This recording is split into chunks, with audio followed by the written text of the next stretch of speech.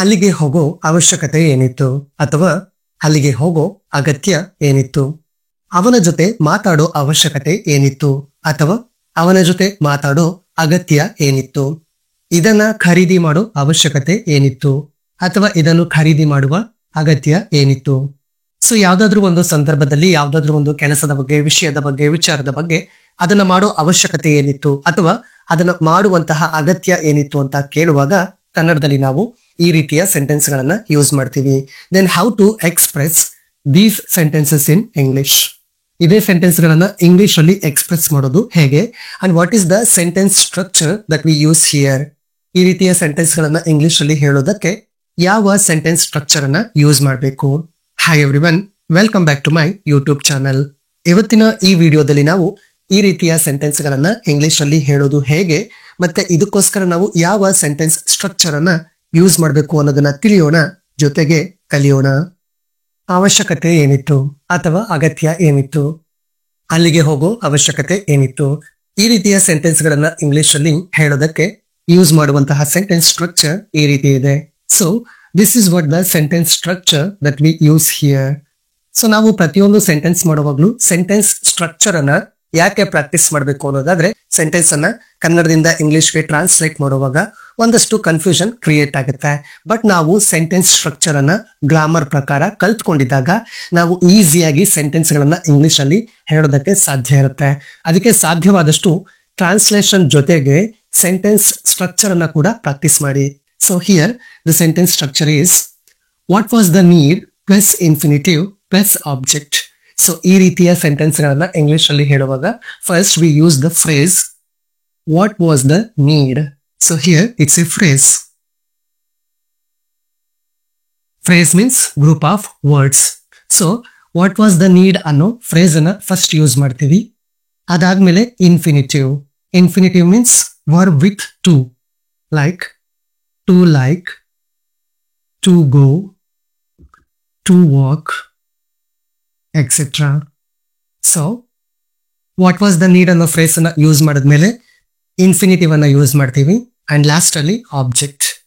ಕೊನೆಯಲ್ಲಿ ಸೆಂಟೆನ್ಸ್ ನ ಕೊನೆಯಲ್ಲಿ ಆಬ್ಜೆಕ್ಟ್ ಬರುತ್ತೆ.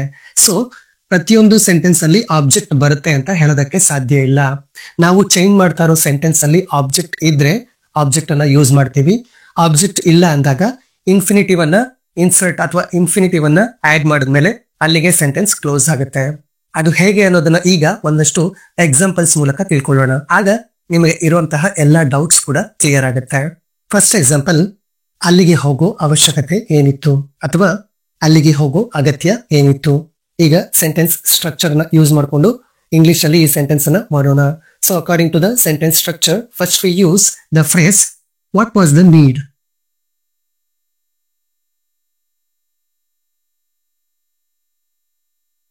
What was the need and then verb. ಇಲ್ಲಿ ವರ್ಬ್ ಹೋಗೋದಾಗಿದೆ, ಸೊ ಗೋ ಆಗಿರುತ್ತೆ. ಅದನ್ನ ಇನ್ಫಿನಿಟಿವ್ ಆಗಿ ಯೂಸ್ ಮಾಡ್ತೀವಿ, ಟು ಗೋ. ಅಂಡ್ ಅಲ್ಲಿಗೆ ದೇರ್. ಅಲ್ಲಿಗೆ ಹೋಗೋ ಅವಶ್ಯಕತೆ ಏನಿತ್ತು? What was the need to go there. Sentence structure use ಮಾಡಿಕೊಂಡು ಒಂದು ಅರ್ಥಪೂರ್ಣವಾದ ವಾಕ್ಯವನ್ನ ಮಾಡಿದ್ದೀವಿ. ಅವನ ಜೊತೆ ಮಾತನಾಡೋ ಅವಶ್ಯಕತೆ ಏನಿತ್ತು? Again V use the phrase what was the need to talk to him.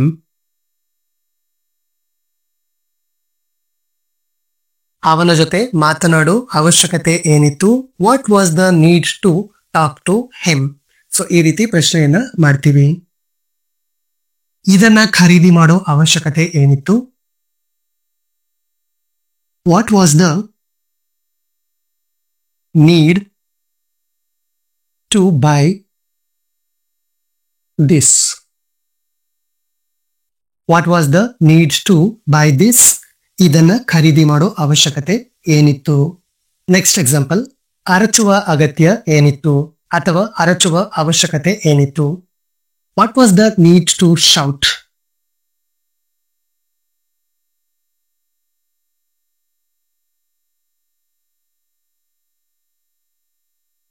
So sentence structure ಹೇಳ್ಕೊಡುವಾಗ ಕೆಲವು ಕಡೆ ಆಬ್ಜೆಕ್ಟ್ ಬರಲ್ಲ ಅಂತ ಹೇಳಿದೆ, ಅದಕ್ಕೆ ಇದು ಎಕ್ಸಾಂಪಲ್ ಆಗಿದೆ. ಯಾಕಂದ್ರೆ ಇಲ್ಲಿ ನಾವು ಹೇಳ್ತಾ ಇರೋದು ಅರಚುವ ಅಗತ್ಯ ಏನಿತ್ತು. What was the need to shout? ಇಲ್ಲಿ ಆಬ್ಜೆಕ್ಟ್ ಬರಬೇಕು ಅಂದ್ರೆ ಇಲ್ಲಿ ನಾವು ಇನ್ನೊಂದು ವರ್ಡ್ ಅನ್ನ ಆಡ್ ಮಾಡ್ಬೇಕಾಗತ್ತೆ. ಅವನ ಮೇಲೆ ಅರಚುವ ಅಗತ್ಯ ಏನಿತ್ತು? What was the need to shout on him? So ಅಲ್ಲಿ ಅವನು ಅಂತ ಬಂದಾಗ ನಮಗೆ ಸೆಂಟೆನ್ಸ್ ಅಲ್ಲಿ ಇಂಗ್ಲಿಷ್ ಸೆಂಟೆನ್ಸ್ ಮಾಡುವಾಗ ಆಬ್ಜೆಕ್ಟ್ ಬರುತ್ತೆ. ಇಲ್ಲಿ ಆ ರೀತಿ ಅವನು, ಅವಳು, ಇವರು, ಇವನು ಏನು ಇಲ್ಲದೆ ಇರೋದ್ರಿಂದ ಜಸ್ಟ್ ಇನ್ಫಿನಿಟಿವ್ಗೆ ಸೆಂಟೆನ್ಸ್ ಕಂಪ್ಲೀಟ್ ಆಗಿದೆ. ಅರಚುವ ಅಗತ್ಯ ಏನಿತ್ತು? What was the need to shout? ಸುಳ್ಳು ಹೇಳೋ ಅವಶ್ಯಕತೆ ಏನಿತ್ತು? What was the need to lie? ಸುಳ್ಳು ಹೇಳುವ ಅವಶ್ಯಕತೆ ಏನಿತ್ತು? What was the need to lie? ಇಷ್ಟೊಂದು ಹಣ ಖರ್ಚು ಮಾಡೋ ಅವಶ್ಯಕತೆ ಏನಿತ್ತು? ವಾಟ್ ವಾಸ್ ದ ನೀಡ್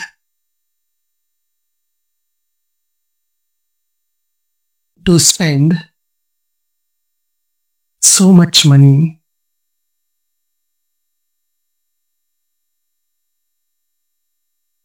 ಇಷ್ಟೊಂದು ಹಣ ಖರ್ಚು ಮಾಡೋ ಅವಶ್ಯಕತೆ ಏನಿತ್ತು? What was the need to spend so much money?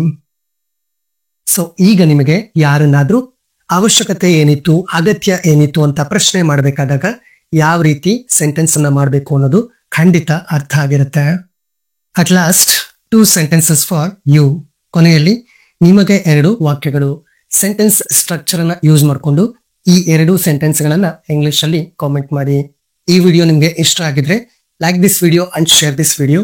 If you are watching my videos for the first time, then don't forget to subscribe my YouTube channel. Thank you.